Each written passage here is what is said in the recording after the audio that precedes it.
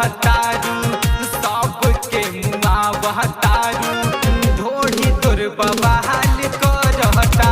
ए रानी होली के चलतारू सबके मुआ बहतारू ढोढ़ी तोर बवाल करता बवाल करेगू का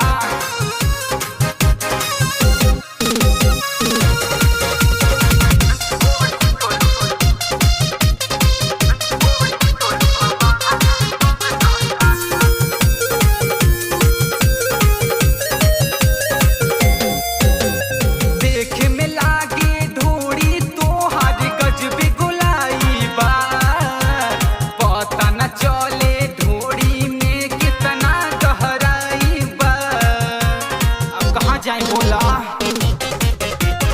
देखे में लागे ढोड़ी तोहर गजबी गुलाई बा पता न चले ढोड़ी में कितना गहराई बा जो बना दिखावता रुचि वाला लचावता नीचे के लौकाता हा हा होली के चलतारू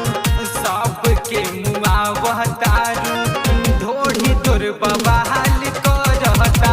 ए रानी होली के चलतारू सबके मुआ बहतारू ढोढ़ी तोर बवाल करता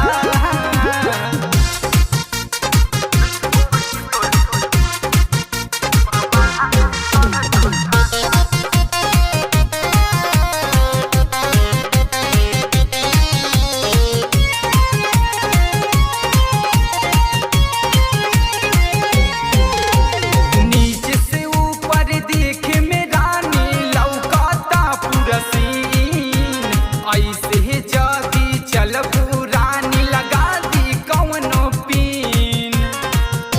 तनी संभार के चला नीचे से ऊपर देखे में रानी लौकाता पूरा सीन ऐसे जदी चलबू रानी लगा दी कौनो पीन विकास दिया तोहरा के मोहन बेदर्दी के आज कन्हैया कहता हा हा